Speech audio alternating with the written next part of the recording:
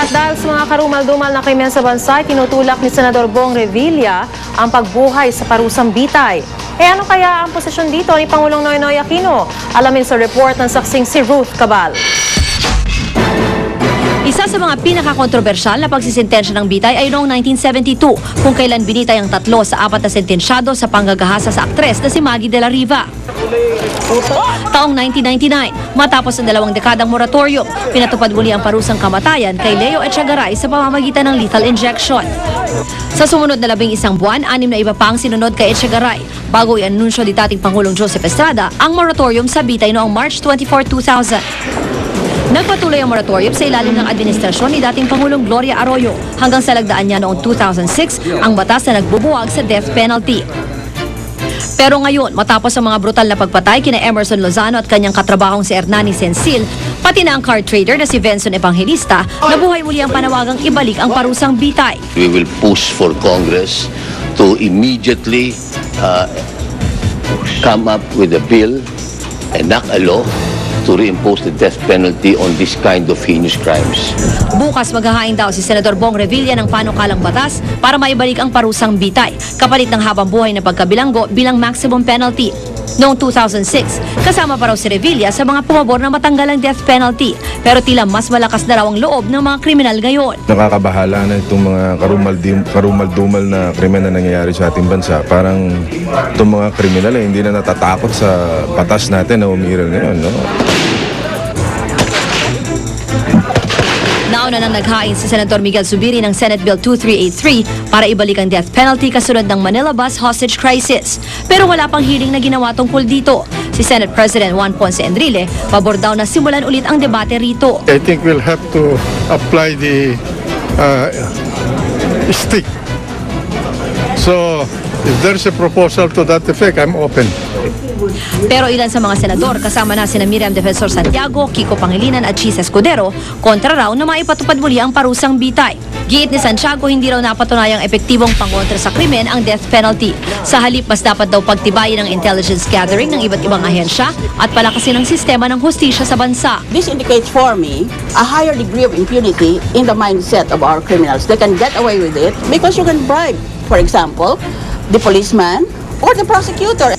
Pero si Vice President Judge Omar Binay inihayag ang kanyang suporta sa pagbabalik ng parusang bitay nang makiramay kanina sa kaibigang si Attorney Oliver Lozano, ama ng pinaslang na si Emerson. Of course, mayroong mga strong opposition but kulturang Pilipino ito pinag-uusapan natin. Sa kulturang Pilipino, kailangan may disiplina. Pero kung si Pangulong Noynoy Aquino ang tatanungin, our judicial system, as you know, is not perfect. Now, there is a possibility that people can be wrongly convicted, especially if they do not have the ability to secure competent counsel. Kasi pagpapasok natin death penalty, how do you turn back the clock if that is executed? ako, si Ruth Cabal, ang inyong saksi. Mga kasangkapan lamang ng isang arkitekto, ganyan naman inilarawan ni dating Senador Marrojas ang kanyang papel sa administrasyon ni Pangulong Noynoy Aquino sa pagdaraos ng anibersaryo ng Liberal Party kanina. Saksi si Sandra Aguinaldo. Dito rin mismo sa Club Pilipino, halos 1.5 taon na ang nakalilipas, ang Pangulo ng ating partido, si Mar Rojas, ay nagbigay daan at pinili ang pagkakaisa kaysa pagkakawatak-watak. Paano nga ba makakalimutan ni Pangulong Noynoy Aquino ang aniyay sakripisyo ni dating Senador Mar Rojas nang magparaya ito noong 2009 para bigyang daan ang nooy tumitinding panawagan para tumakbo si Pinoy sa pagkapangulo? Sa naging botohan sa ika-65 anibersaryo ng Liberal Party, na natiling party president si Rojas sa kabila ng mga usap-usapang mapapalitan siya. Ang Pangulo naman, ibinotong bagong chairman ng partido. Sa June 30 pa mapapaso ang 1-year ban para maitalaga sa anumang pwesto sa gobyerno si Rojas, na di nagtagumpay sa karera sa pagkabise noong 2010 elections. Pero ngayon ang Pangulo na mismo ang nagsabing si Rojas ang kanyang magiging troubleshooter, inaabangan na ng marami ang magiging opisyal na papel ng dating running mate ni Pinoy sa Malacanang. Siguro I can get anybody, and nobody will begrudge me yung if I will seek the assistance of people who have competencies to help me address the problems. No, kalokohan naman yung kailangan ko. Ako si Superman. Kaya ko lahat yan mag-isa. Now that will just unnecessarily delay the suffering that the people have had to undergo. Waterboy man o kung ano man, gagampanan ko kung anong role ang i-assign sa atin. Ang Pangulo ang arkitekto, enhinyero, ang karpentero para sa pagsulong ng kaunlaran sa ating bansa. Ngayon, suporta muli ang hiling ng Pangulo sa kanyang mga kapartido para maisakatuparan daw ang kanyang mga plano para sa bansa. At isa sa mga tinututukan ng Pangulo ay mga problemang ninanaraw niya sa nakaraang administrasyon, tulad ng kinakailangan daw ng pagtataas ng singil sa MRT at LRT. Di po ba't mapupunta rin naman sa taong bayan ang sarili nilang pera? Diretso po ito sa mas magandang serbisyo. Nasa gobyerno po tayo para gumawa ng mahihirap na desisyon na magbubunga ng mas maayos na serbisyo at hindi para magpapogi lamang. Tanggap ko na po, napogi ako sa mata ng aking ina. Tama na po sa akin yun. Sandra Aguinaldo ang inyong saksi.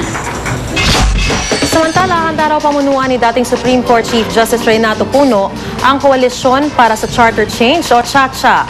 Sa isang eksklusibong panayam, sinabi ni Puno na bubuuin daw ang koalisyon ng mga kinatawan mula sa simbahan, academe, labor at iba pang sektor. Tatawagin daw itong We the People for Better Democracy Now. Ayon sa dating punong maestrado, ito na raw ang pinakaangkop na panahon para baguhin ang saligang batas. Isa sa mga nais niyang baguhin ay ang sistema ng hudikatura na ayon kay Puno ay masyadong malawak daw ang kapangyarihan sa ngayon.